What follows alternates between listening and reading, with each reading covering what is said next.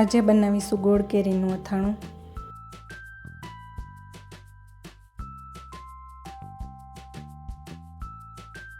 જેના માટે રાજાપુરી કેરીના ટુકડા કરી તેને 3 થી 4 વખત પાણીથી ધોઈ તેમાં હળદર અને મીઠું નાખી 24 કલાક સુધી રહેવા દઈશું।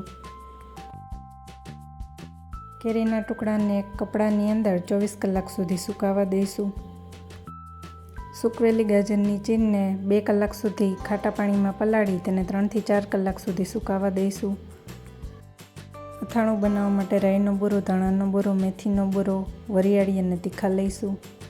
તેની અંદર હિંગ ઉમેરીશું।